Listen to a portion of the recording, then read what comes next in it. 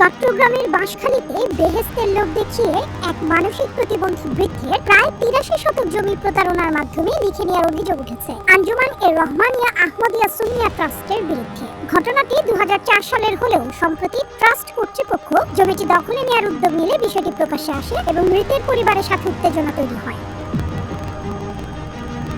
ভুক্তভোগী ইস্তাফিজুর রহমান ২০০৭ সালে ৭৫ বছর বয়সে মারা যান। তার পরিবারের সদস্যরা বলছেন তিনি মানসিক প্রতিবন্ধী ছিলেন এবং ২০০৪ সালে পরিবারের কাউকে না জানিয়ে এমনকি তার জীবিত স্ত্রীকেও অন্ধকারে রেখে ট্রাস্টের লোকজন তাকে ভুল বুঝিয়ে একটি দানপত্র দলিলে সই করিয়ে নেয়। এই ঘটনার প্রতিকার চেয়ে গত বৃহস্পতিবার ২৪ এপ্রিল ইস্তাফিজুর রহমানের ছেলে আনোয়ারুল আজিম বাঁশখালী উপজেলা নির্বাহী কর্মকর্তা বরাবর একটি লিখিত অভিযোগ দায়ের করেছেন। অভিযোগে বলা হয় বাঁশখালীর কালীপুর ইউনিয়নের পশ্চিম কোকদন্ডি গ্রামের বাসিন্দা ইস্তাফিজুর রহমানের ৮৩ শতক জমি ২০০৪ সালের ২৩ ফেব্রুয়ারি একটি দানপত্র দলিলের মাধ্যমে আঞ্জুমান ট্রাস্টের নামে লেখা হয়। দলিলে দাতার বয়স ৩৭ বছর উল্লেখ করা হলেও প্রকৃতপক্ষে তখন তার বয়স ছিল আনুমানিক ৭২ বছর। আনোয়ারুল আজিম বলেন, আমার বাবা সহজ সরল ও মানসিক প্রতিবন্ধী ছিলেন। তিনি আঞ্জুমানের ভক্ত ছিলেন। এই সুযোগকে কাজে লাগিয়ে কিছু লোক তাকে বেহেশতের লোভ দেখিয়ে এই কাজটি করেছে। দলিলে পরিবারের সম্মতির কথা লেখা থাকলেও আমরা কেউ কিছুই জানতাম না। এই ঘটনায় এলাকায় চাঞ্চল্য সৃষ্টি হয়েছে এবং যে কোনো অপ্রীতিকর ঘটনা এড়াতে প্রশাসনের হস্তক্ষেপ কামনা করেছে ভুক্তভোগী পরিবার। এ বিষয়ে জানতে চাইলে আঞ্জুমান ট্রাস্টের বাঁশখালী উপজেলা প্রতিনিধি